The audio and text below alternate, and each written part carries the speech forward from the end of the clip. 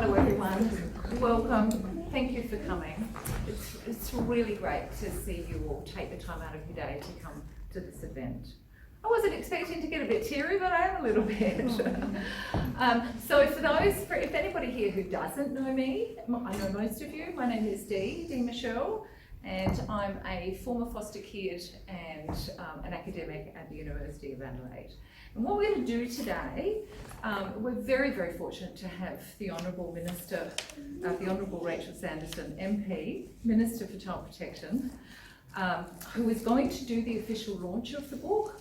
So what we're going to do is I'm going to say a few words first, and then I'm going to hand over to Nell Musgrove, who is the co-author on the book, and then Rachel will do the official launch.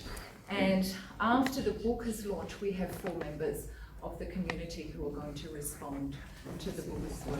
Can everyone hear me okay? Okay, back there, good, thank you. So I'd like to start by thanking Relationships Australia for donating their premises for our launch today, and to Lucy from Elm Place who facilitated that. I have to say that it was very sort of strange and yet familiar coming back here today, because for a number of years I taught education courses at Relationships Australia. I used to work here at night time, and I still have 2 teaching practices that I learned here, which I continue doing at Adelaide Uni. And one of those is that I set up what I call group norms. So we have a discussion at the beginning of every class I do, a tutorial, workshop, seminar or whatever, and we talk about what sort of behaviour we'd like to engage in during the class so that we can all feel safe and comfortable and have a good time, but also be quite productive. So that's one thing that I learned here and still do. Usually students have suggestions for my behaviour, which includes not picking on them. And the other thing I learned from RA was to start every class with a round.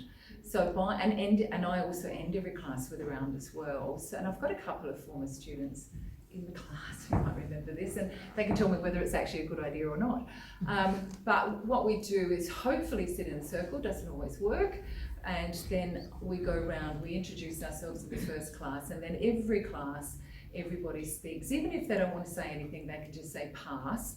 But what I notice that even if the shyest students end up, through that practice of speaking every week, even if it's to say hello, get a lot more comfortable and vocal by the end of the course. So I'm very grateful in lots of ways for Relationships Australia. And thank you again for donating the services. In case she slips away early to pick up kids, I wanted to thank Stacey Uger at the back for the food today. She's done the catering, and I'm really especially thrilled by the little cakes with the books on top,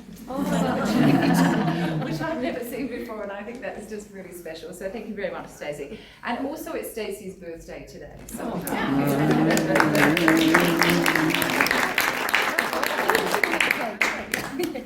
So the purpose of today is to celebrate the book that comes from a project that Nell Musgrove and I began back in 2013, called The Slow Evolution of Foster Care in Australia, subtitled Just Like a Family, with a question mark. Until our book was published, there was no national history of foster care in Australia. There had been no national investigation of successes or failures in the system. There had been some state ones, but no national picture. So we think this is a really important book. I was introduced to Nell in 2012 by Shirley Swain, who's a very eminent Australian historian in Australia. She's done a lot of work over the years working on the history of the ways in which women and children have been treated in the country since colonisation. And often what she shows is that women and children have been treated in quite some horrible ways. And Nell was working on a number of child welfare projects with Shirley in Victoria. And what Nell had noticed and what I had noticed quite independently of each other was that we had a lot of survivor-driven inquiries into the child welfare and child protection system in Australia, particularly in the 21st century. But most of them were focused on children in orphanages and children's homes, or they were focused around themes of neglect and abuse, and there wasn't the focus on foster care. So independently we noticed that, and it was Shirley Swain who hooked us up together. I shouldn't use that word these days, should I? Who introduced us, and that's where we connected on the need to do a study specifically about foster care in Australia. And you can't do a study about foster care without also considering children's homes, because that's part of the story, but we wanted our focus to be on foster care. We were very fortunate to be funded by the Australian Research Council to do the research, and thanks to Nell for writing a fantastic application for that grant that we got. And when we designed the project, what we did was include a number of sources. So we went to archives, we looked at media representations of foster care, we read stories, fictional stories about foster care, plus self-narratives or people's own stories about foster care. We listened to a lot of people. We listened to people who'd been in foster care, people who were currently or had been foster carers, people with foster siblings, which are very rarely considered in research, and people who worked in the system as well. And because we weren't bound by the terms of an official inquiry, we were also able to listen to people who were in foster care, but where the foster care hadn't been organised by an official or state agency as well. And I still remember the day when a woman came up to me, I must have been spruiking the study, a woman came up to me and said, Dee, I was in foster care, but my grandfather organised it. I'm sure it wasn't done through the state. Does that mean that I'm not included in your study? And up until that point, I had been really fixated on the state system and hadn't really considered people who were in what we call in the book informal foster care. And so that was a really good moment to have that open up. And so since then what we've done is speak to a lot of people who lived away from birth families but wondered if their experience was really or legitimately could be called foster care. Some had lived with strangers, but the family rather than the state had organised it. Others were sure they were raised in foster care because they were away from parents, but they were with relatives, and yet these days the official language for that is kinship care. And some others went to stay for tiny bits of time with strangers, and that was paid for, and not sometimes organised by the state, but not always. But they didn't know what to call that. Was that foster care? Was it respite care? Was it emergency care? So it was interesting for us to include and listen to all of those voices, so that even though the book is mostly about the state child welfare system over a long period of time from the late 19th century through to the 21st, we're actually pleased that we've been able to go beyond that state system and include people who were in foster care outside of the state-provided foster care. And what did we find? Well, I'm going to leave it to Nell to talk about most of the findings, but I did want to say that what we found were stories of considerable suffering and sadness. But there were also stories of survival, resilience, flourishing, and love. We came across well-meaning, devoted, really decent people who wanted to do the best by children in their care, but too often the system did not enable that. Too often the system failed them. We also found that problems in foster care in the 21st century tend to be very similar to problems in foster care back in the 19th century. For me, as a former foster child, a survivor researcher, working on this project was both tough and rewarding. It was tough because I read and listened to many stories where children had been neglected at best and brutalised at worst, and in ways that are actually really unbelievable and unimaginable, except that they did happen. And they're stories that anyone would find difficult to bear, to process, to hear.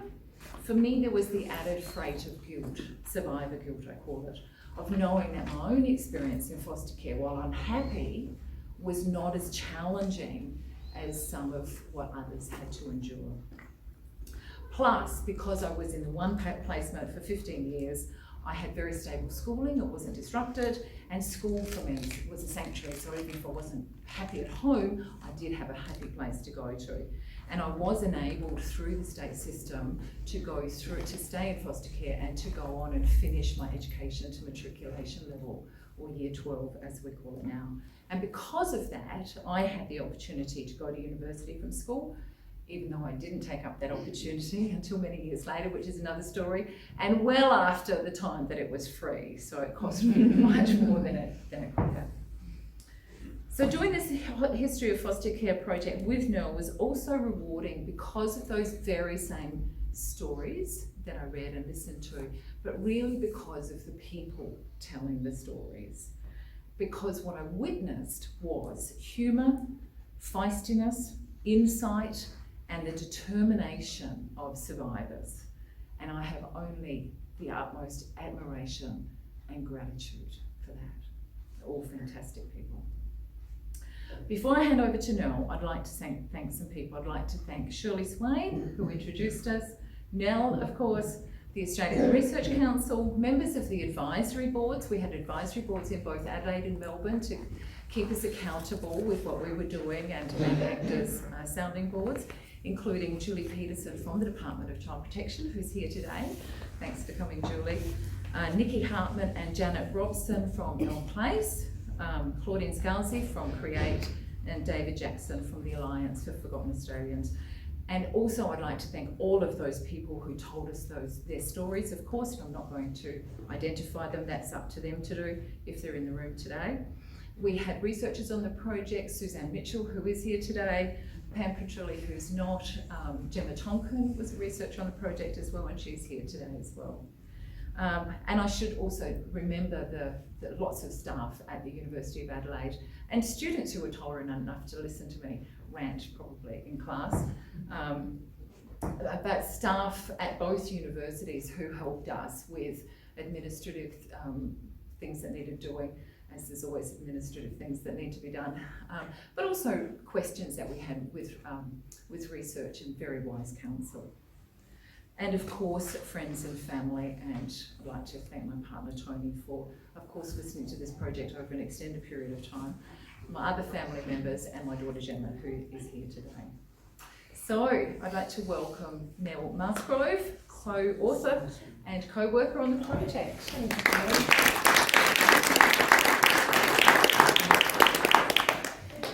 I think that Dee has said a lot of the really important things about the book, and I will just take up to some extent where she left off, and that is about the people. In the end, this book was about people, and so many of you and others shared so generously your experiences related to foster care. And that really informed the way that we looked at archival sources when we tried to go back further in the past, because it was really important for us from the start of the project that we wanted to tell a long story of foster care, because the number of people who I met and said, "Oh, you're doing a history of foster care. When did that start? Like the 1970s or something?" And it was like about 100 years before that, actually. And even earlier than that, if you think about foster care that was just organised because it was needed rather than states or colonies at the time providing foster care. What an excellent little visitor.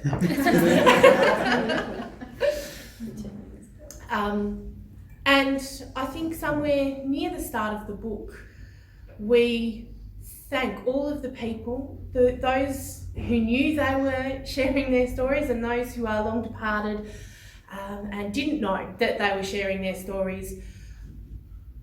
I think that both of us felt a weight of responsibility to treat those stories with dignity and with gravity, and to make sure that it is people who drive this book. Of course, we had to spend a long time understanding policy, understanding legislation, understanding how departments involved, understanding how inquiries are undertaken, because those things have very real impacts on people's lives.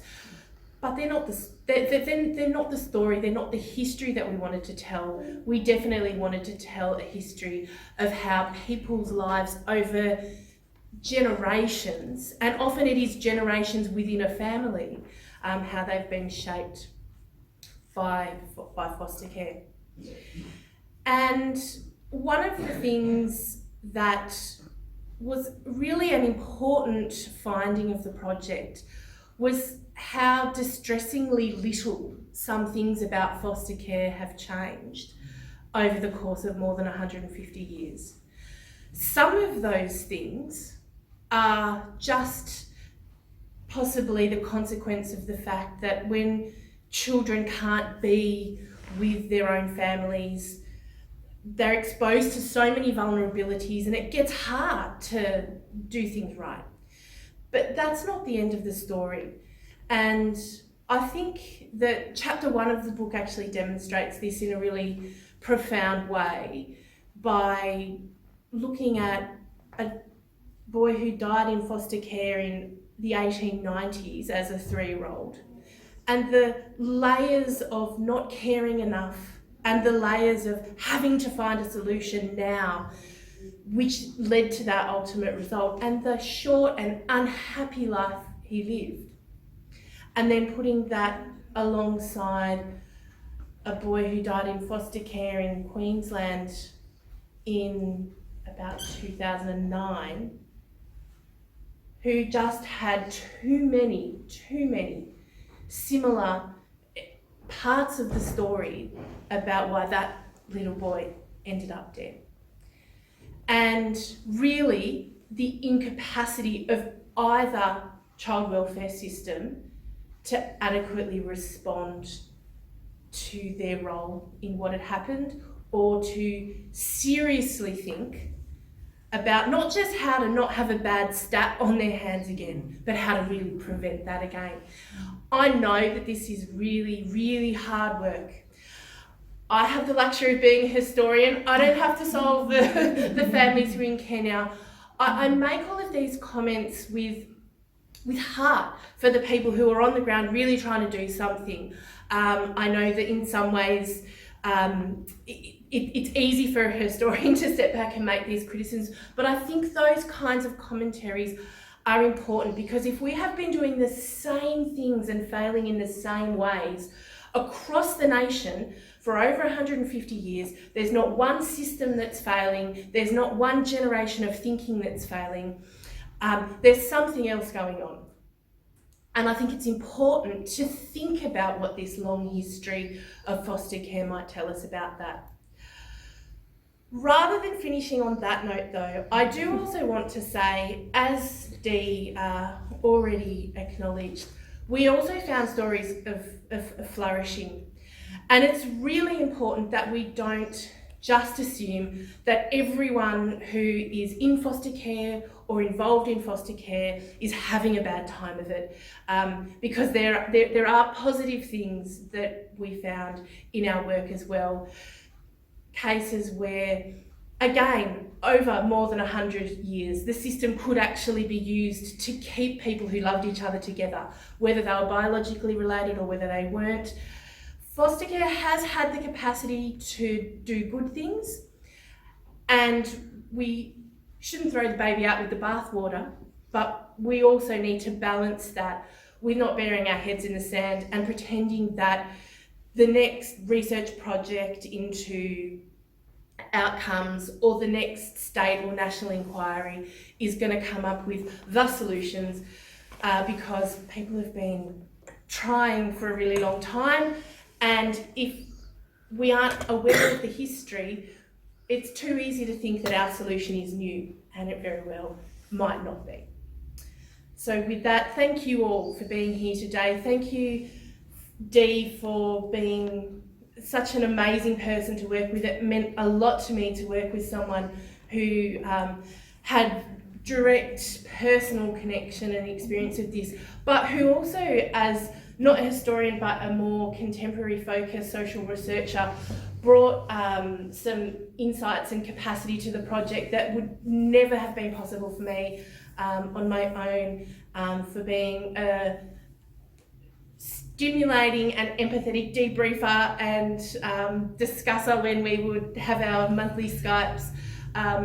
I honestly believe that this book is more than the sum of our parts. I think that it was really special working with you, so I just wanted to say a special thanks to you as well. And I will let you pass on to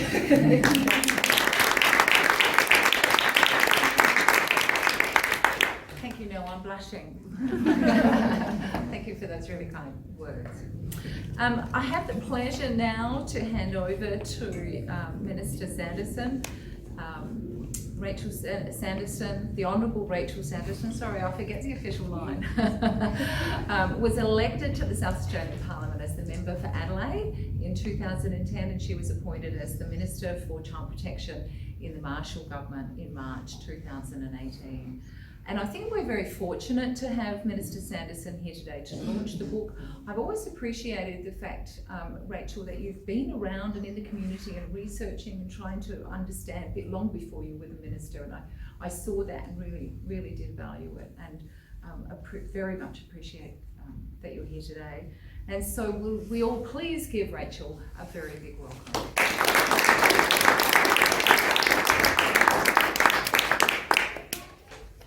Thank you, Dee, and thank you, Nell, for that wrap up and for the work that you've done over 3 years researching and your personal stories and the stories of others. We can learn so much from the past, and whilst it's been a slow evolution, as you've seen, I can assure you that my department is struggling to keep up with the amount of ideas that I come up with and how quickly I want things done. And I'm struggling with learning how to be slower, because that's kind of how government works, unfortunately. But for 4 years prior to being the minister, I was the shadow minister, and I would acknowledge the shadow minister, Jane Stinson, is here. And although when you're in cabinet or in opposition, you don't necessarily get to choose your portfolio, I was given child protection and I really embraced it. And I was absolutely thrilled when the Marshall Liberal government decided that this would be a standalone, not only department, which Labor also took up, but that we would have one dedicated minister to show how important this area is and how much reform is needed to be done, that it can be my sole focus. And that's exactly what I've been doing. And I had all of my ideas in opposition, and I thought, right, for the first year in government, I'll ignore what I had thought then and just look at it with clean and fresh eyes and go in there and just learn and learn and learn. And we've got Prue McAvoy, who's our new lead psychiatrist, sorry, get those mixed up, who keeps giving me more reading and research to read so that I'm continually learning, because I find this just such a fascinating, interesting area that has so much room for improvement. I'm interested in all of the, treatment foster care Oregon and the Mockingbird systems and all of the different ways, the therapeutic parenting. There's a book, the A to Z. We met the author when I was in Leeds recently. That was a book I saw online and I thought, oh, that sounds interesting. So I got Parliament has a copy of it because I saw it on a tweet and all these people were commenting how useful it was. And then I got to meet the author, which I didn't link the two together, that my office had managed that. But it really is a passion of mine to make a difference in this space and to see every child that is under guardianship as my personal responsibility to ensure that everything that I would want if they were my biological child is given to them, every opportunity. So I welcome your research and that history that you've put in place, and I assure you that we are, and I particularly am dedicated to making the changes that are necessary and to continually learn, continually listen to things that can be improved. So anyone here that wants to share any stories. I was at a budget breakfast yesterday and the lady next to me gave me some tips on child protection as well. So it comes from everywhere I go. There's always somebody giving me some ideas. So some of the things that the Marshall Liberal government has already done, besides the dedicated minister, we have a social affairs cabinet committee where all of the social affairs ministers, so we've got health and wellbeing, we've got Department for Human Services, education, myself. You always have to have the treasurer. If you ever want any money, you've got to have him at the meetings. So fortnightly, we discuss cross-government policies and plans that will help all of our community.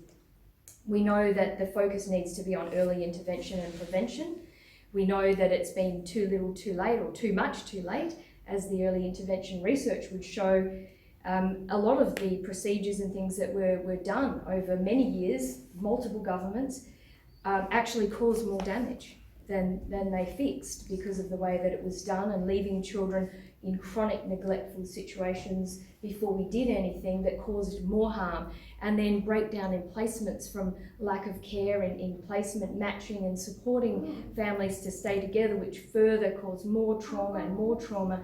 So what we've done for the first year, it might look a bit slower, but what we've decided is we want evidence-based policies. We want to spend our money not just for a headline, but for an outcome. So it takes longer when you do that, but we are very fortunate. We've got the over 2 million for Anglicare that are doing intensive family support services. We just announced in this week's budget 1.6 million on family group conferencing earlier on at the beginning stages, which again, the Leeds model and all the people that we saw in Leeds, that is pivotal. 5 or 6 years ago, I actually went to New York and met with their child protection departments and all their different people, and that was something they were doing immediately. Not only were they answering their phone within 2 minutes, which is like just unbelievable, they were responding within 48 hours, either somebody at the door offering help or a phone call saying, what can we do for the family? Because often it's a family who needs support. They don't need criticism or threats of removal, they need help. So we're really trying to turn that around and change the philosophy of how we look at ourselves and how we do work. There's a lot around restorative practice and relational practice, working with families. I think the key really is getting in early, working with the families, building the capacity. We know from the research the most likely risk factors and the families that will need our help. So it's putting our resources in where they're needed. Unfortunately, there's so much resource used at the residential care and commercial care desperate end that you can't take the money out of there to put it in the front. So it's a slow process of moving things and putting more money up front, but still maintaining the services that you have to have. And of course, we've extended foster and kinship care payments to 21, so we're keeping this end even longer, but I think it's very necessary. 30% of children exiting care were homeless within 12 months. That's a statistic I was not prepared to live with under my watch, so that was extended. So we're making progress, and I can assure you that every day I'm working with my department, my staff, and learning more and working towards a better outcomes for all of our children. So thank you very much for your documentation, and it's my great pleasure to launch your book. Thank you.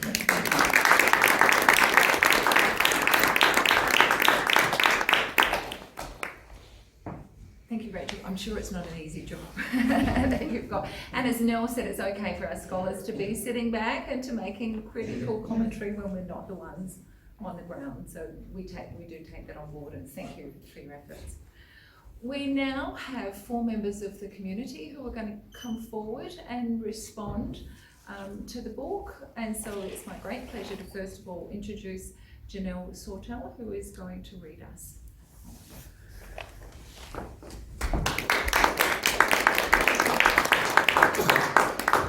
Hi, my name's Janelle and I grew up in state care. This is a poem I wrote to do with the 10th anniversary of the National Apology to Forgotten Australians. This poem's called 10 Years. I heard your apology 10 long years ago, but I'm yet to see any genuine action or remorse. You apologised for the abuse and neglect I suffered, but what about the abuse I suffered when I was a child in your care? You were in a position to save me, yet you chose to turn a blind eye. Could it really be that I was just an innocent child, powerless to protect myself as I waited for my case to become a high enough priority? Losing my home, my family, my friends, my virginity, not to mention my dignity, and my identity was replaced with case file numbers. I will forever be reliant on the same government that allowed thousands of children to be abused and neglected. Children lured in by promises of protection, safety and security, only to be rejected over and over again by the very people who promised them for their family. Night after night I screamed and begged and cried out for someone to save me. Nobody ever came. Where were you? Why didn't you save me? Sleeping under the stars was so much safer than under your care. All those nights I spent laying in a hospital bed alone, fighting for my life, night after night with no visitors, and knowing that you didn't have a place for me to call home to recover in, while you went home and spent time with your family or planned your next party. It taught me that we come into this world and we leave it alone, so I never learnt to let anyone close enough to see the real me. I'm a grenade and one day I'm going to explode. It's always been my responsibility to minimise the casualties. Night after night I spent laying in a cold wet bed praying they didn't pick me, that the footsteps down the corridors was just someone coming to check on me, but my attempts to protect myself were fruitless. Too many mornings I awoke with bloody knickers and sheets, priceless pieces of my childhood stolen, scrubbing myself clean, but no matter how hard I scrubbed, I couldn't get clean and was never going to be whole again. 10 years after the apology and decades after my abuse finished, I'm still waiting for the government to provide me with adequate care to heal such deep psychological trauma and extensive wounds inflicted by the government. Well, some complete stranger decides how much money or therapy each and every one of my rapes is worth, or how much money my disabilities are going to cost you. I wait and wait and wait while my wounds fester in toxic guilt and shame. I've been waiting for 38 years to heal my wounds. Your nightmares end, mine don't. My punishment continues night and day, powerless to protect myself as my body becomes paralysed by flashbacks. Disassociation switches my mind into autopilot. Without my consent, I'm constantly waiting for the next trigger to go off. Emotionally exhausted, emptiness eating me from inside out. Suddenly the distance between us has never been greater. I cannot give you my trust because I don't know how. And that's a gift far more precious than sex and intimacy. But I can respect you enough to work with you simply because I have a debt to pay for my survival. PTSD and a lifetime of pain and suffering clearly wasn't a high enough price. You may be brave enough to go back. I'm not sure I am ever brave enough to go back to the deepest, darkest secrets. And feel that way again seems impossible. I barely survived the first time. You can escape my story. This is not the case for me. I acknowledge I am not completely blameless and would like to apologise for being so traumatised and my disabilities meant I could never work effectively. I'm sorry tears fall from your eyes. I pray you will never have to release yours with a razor blade. I apologise that my survival has cost you money. I offer a genuine, sincere apology for any distress my abuse and disabilities caused your staff. I'm extremely grateful for my survival. I'm a survivor, not a statistic of suicide. Sorry that I can no longer remain silent. I don't want your pity.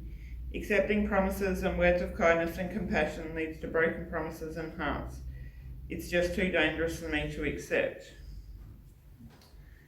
All I want is a chance to heal my body, mind and soul without having to constantly fight for funding and trying to find money to pay for it myself. The truth is, forgotten Australians don't fit into a box. I would also like the basic rights of any human being, like to feel safe, secure with a roof over my head, something that I am yet to experience. Services and equipment to help me live a more comfortable life with a disability would be nice too. After 10 long painful years, the time for words is over. The time has come for action, because in the short amount of time you're going to have to explain to this current generation why they were abused and neglected while in your care. Are you going to offer excuses or the resources to heal? Start with generations that have already spent decades waiting for the strength and courage and resilience in the hope of healing. Thank you.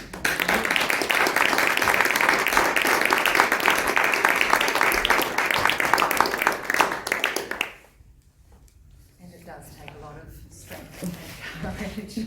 Thank you. It does take a lot of strength and courage to speak up, to tell your story, and in essence to relive it at the same time as telling it. Thank you. Next up we have Susan Whittington.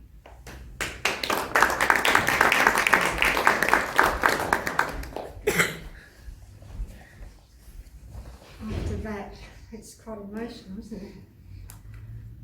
I'm Susan and I work at the university. I was a foster child and my granddaughter was let down by the state by being left with her family, which is my son and his partner, who were drug addicts. And we knew what was happening and we begged them not to put her, to take them away but not leave them. And nobody listened and they kept saying everything was fine. And so I've got her now, my husband and I've got her, and it's been traumatic dealing with the child, but more dramatic dealing with the department, trying to get them to understand. So when I saw Dee's research was going to happen, I thought, oh my God, there's a hope that somebody is going to do something about this. And I contacted Dee to talk to her, and I was in a terrible state at the time. I have calmed down a little since then. Dee was wonderful and listened to my story. I was just so frustrated because we knew what had to be done, but nobody was listening. We had to fight. And the stress of fighting the department to get them to, this child's been abused, she's been sexually abused. She had chronic skin conditions with neglect, and we weren't being supported. And luckily I'm a very strong person, I think, because I was in foster care and I thought, nobody is going to do this to my child, I'm going to fight. I didn't want her ending up with you, and we fought for her. We had a specialist, a trauma specialist, and we had to fight every year in the department. They kept saying, oh, she'll be fine now. No, she's not fine. And we just need more flexibility in the system, and the book, it just raises so many issues. Your situation with what's happened, we didn't want that for our granddaughter. So we had to fight to keep the treatment, the psychiatrist, the psychologist and the skin specialist, and she was so undernourished she had to have growth hormone injections every day that my husband would administer, these sorts of things. And I just felt frustrated. Why in this day and age is this happening? But the book, it just highlights, it just gathers all the information to say that we need to do something. There's got to be change. There's got to be flexibility in this system. And there's not one rule for every child. It needs to be flexible. So I'm just so grateful that this book was written. It's given me hope, and that, I don't know what else I can say, but I'm just so totally grateful for Nell and Dee who've done this. And I just sort of come here today just to say thank you so much for all your hard work and the research.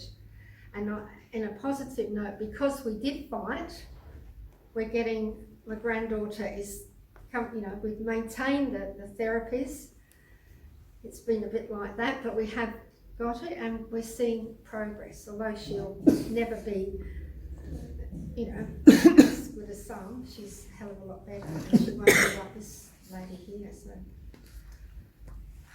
thank you. That's about all I can say for now. Thank you.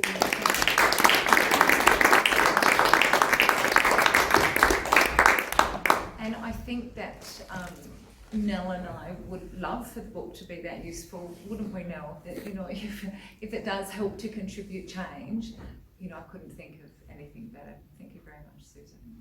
Suzanne Mitchell, one of our research assistants on the project. Thank you.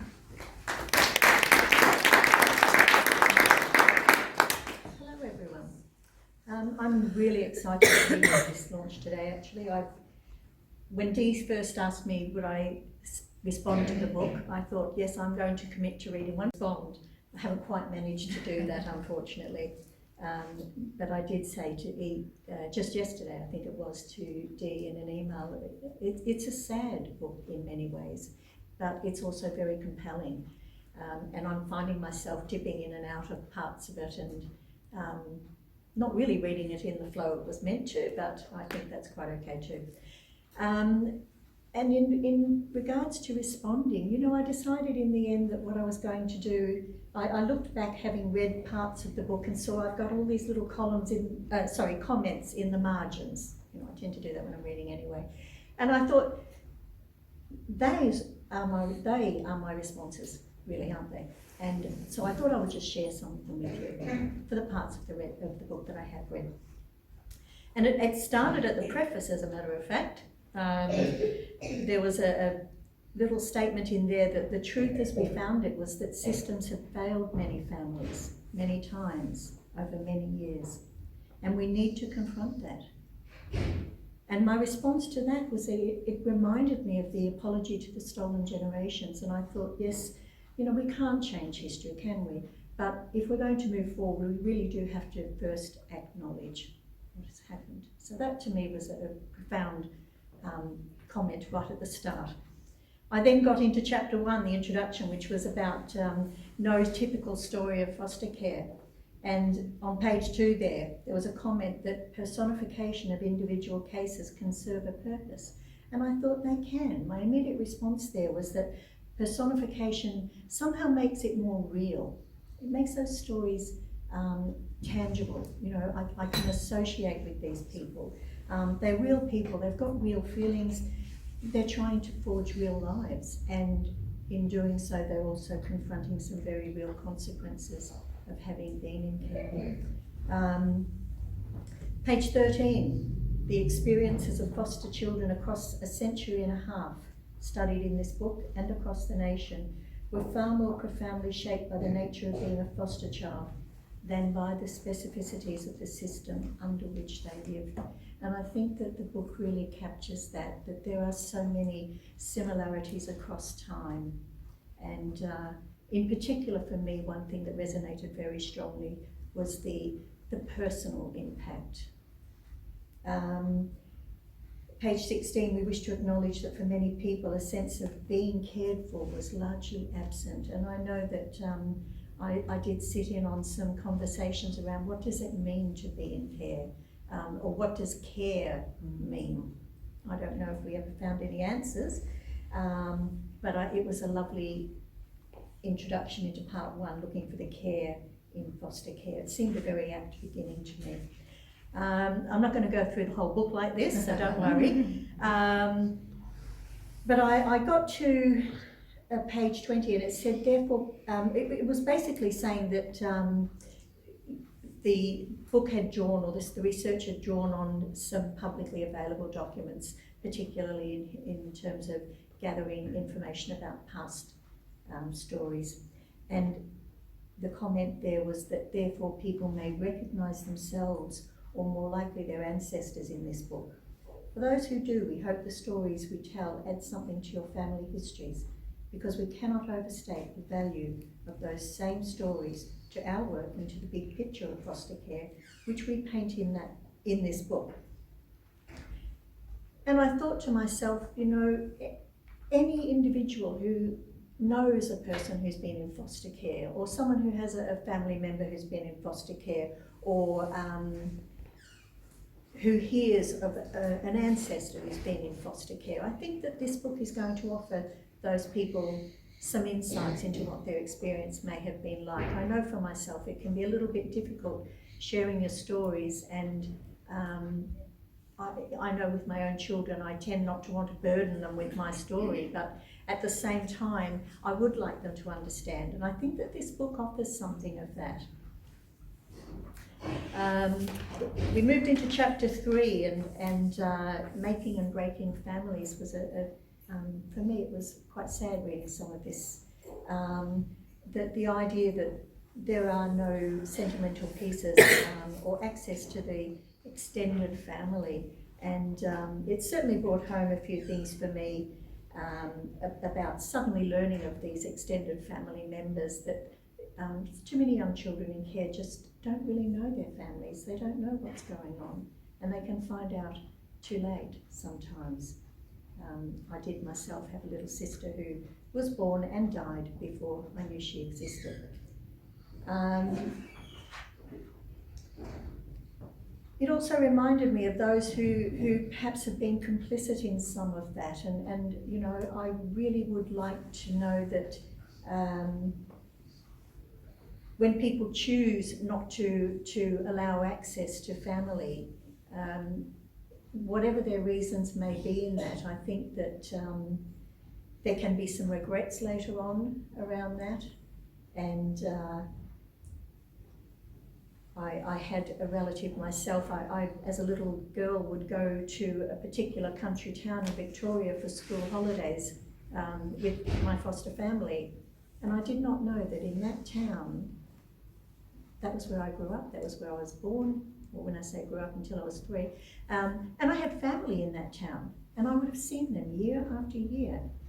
And they knew that I was there year after year, but weren't able to say so. So that, yeah, this making and breaking of families is another thing that really touched me as someone who had been in care. Shaping the lives of invisible children of the state. For those who are left in the system, the consequences and stigma could have negative and lifelong consequences.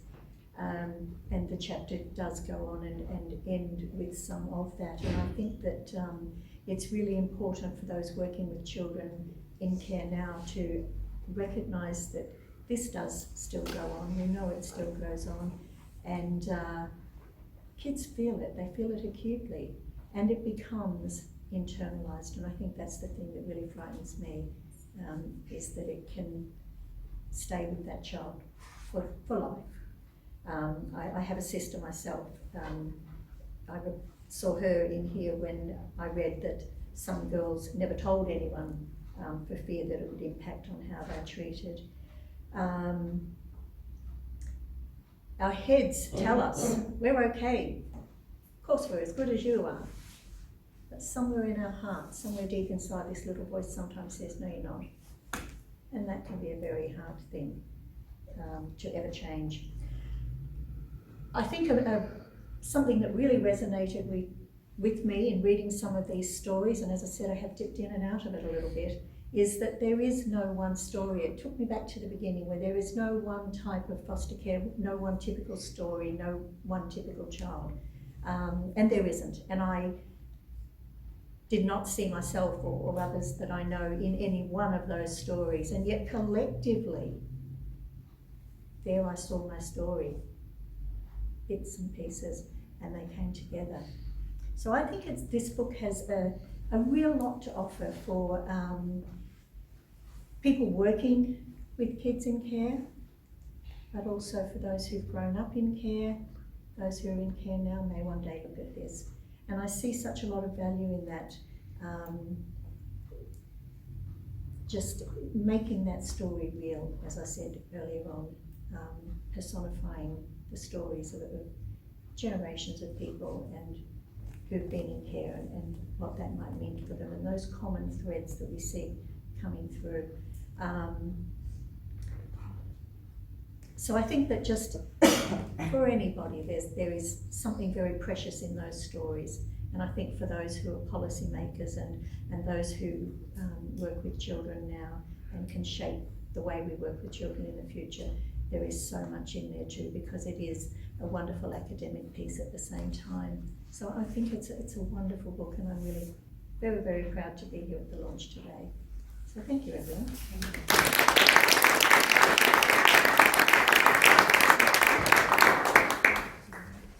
Did I mention that Suzanne is a fantastic researcher? She's really, really good.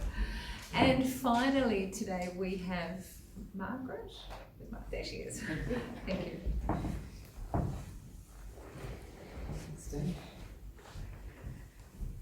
Thanks, Dee, for providing me the opportunity to tell my story as part of your research, and the opportunity to come along today and share some of my thoughts about the foster care system. And I guess for all of us that have been involved in foster care, we all have our reflections that have really, I guess, you know, brought forward a lot of our personal experiences through reading the book. And I think what Susan had said about the book, it brings back memories. I guess it triggers some energy to think about how things could be better for the foster care system and what needs to be done to improve the foster care system. And the comments about Rachel that you made, that the history and repeating the same systems and the same mistakes over and over again is a really big part of, I think, of the book that you and Nell have put together, that gives us a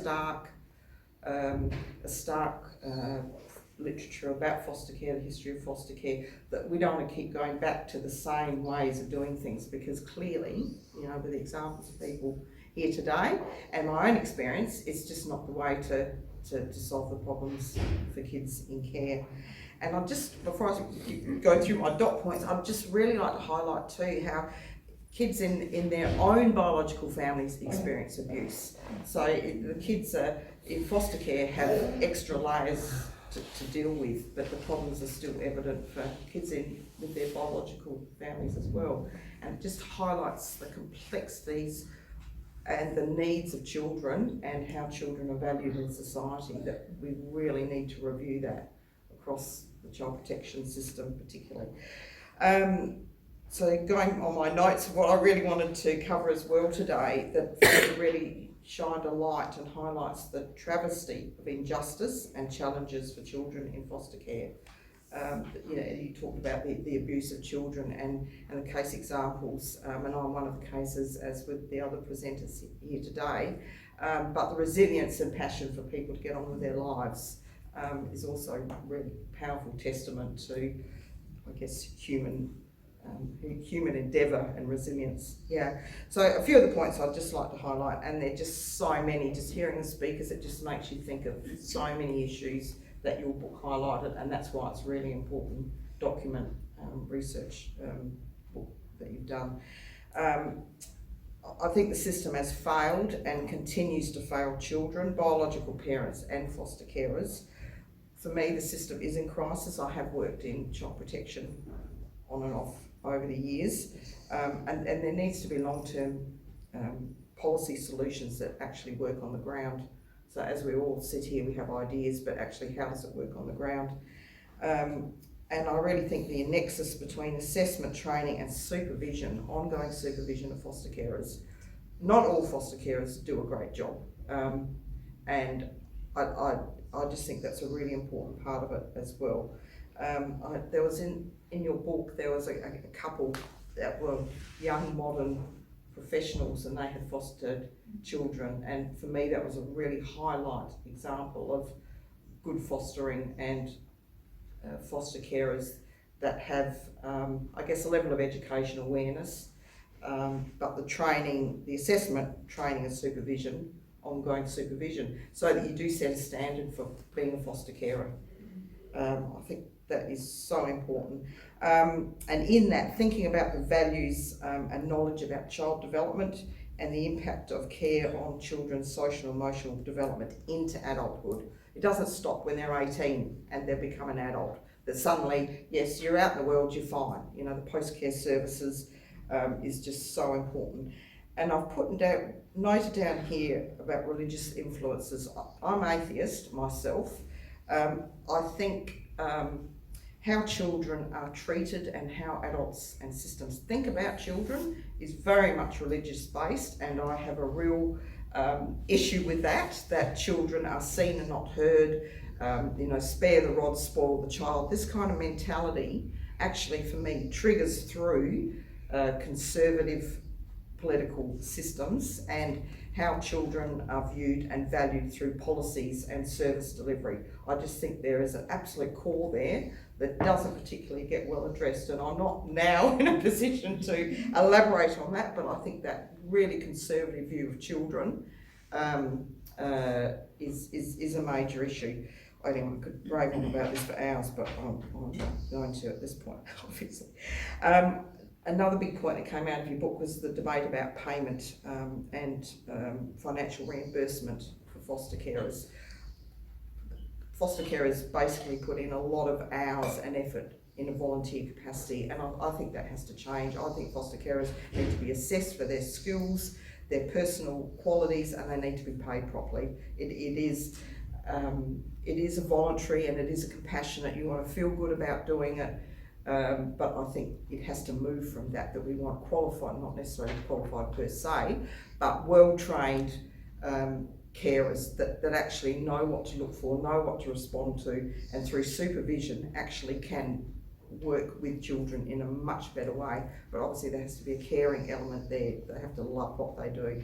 So to me that has to change and will make a difference if, you know, done properly. And it's 24/7. You're a foster carer. You know.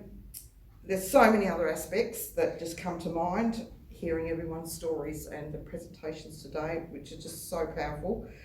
Keeping siblings together. I just raised that point as in our general discussion over the last few days, and that was a big point. Is separating. I'm an only child, so there's all sorts of other issues. You know, as we all talk, different things come up, but separating siblings to me just that's what they've got. If they haven't got their immediate parents, they've got each other. So I think there needs to be a lot of work done into maintaining sibling relationships if they're separated in foster care. And it's all about, just finally, it's all about, you know, getting on with our lives. You know, we see each other and we have no idea of our backgrounds, but, you know, we're all achieving in our own ways. Would we have been better off without foster care, living in a normal family? So-called normal, that's another whole debate. Yes, of course, but I think we have to be mindful and aware that our experiences as foster kids actually makes us stronger and insightful people, which gives us the edge sometimes. So I think turning all that experiences into something positive is what it's all about as well. Thank you very much.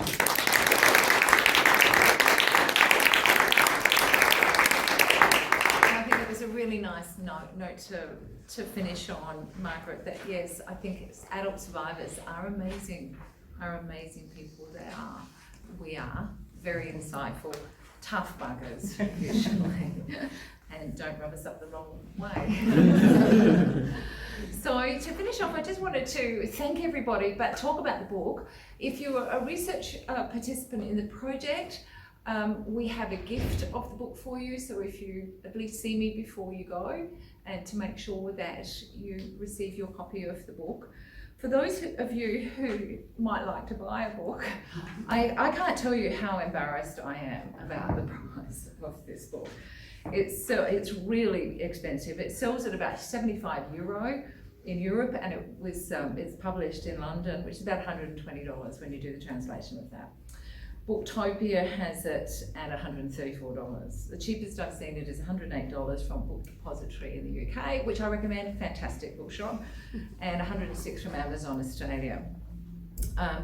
We do have a few copies available today at the cheapest price, which is what I bought it for, at $100. So if there's no rush on the book, I get it.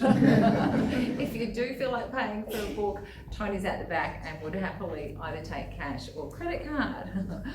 I thought that given my discomfort for the book, and even when I think it comes out in paperback, it's not going to be a cheap, you know, $40 job at all. It's more likely to be around $60, and that's academic books. We do have some flyers. If you felt like buying an e-copy or needed a little bit of time to save up the $100, then there is a flyer at the back and there's a discount code on it. So if you did go to the publisher and buy either the e-book or the hardback a little bit later, then you can get a 20% discount through until the 19th of July. You could get your local library to buy a copy. I think that's a really good idea, or get your organisation to buy one. They've usually got some money. Or maybe get together and with friends and share the book. So That's my hard sell. Even I, who buys a lot of books, does not spend $100 on a book. So if you don't buy one, I get all of that. But there's some organisations represented, so that's one way of dealing with it. Thank you all so much for coming along today. We do have the cakes with the little books at the back, and we've got soft drinks at the back. If you'd like tea and coffee, then you just go out the door and just across the little walkway through to training room 5, and then bring your tea and coffee back in here. Toilet facilities are over in training room 5, and there's also toilets just out here and turn left as well. Thank you very much. Please.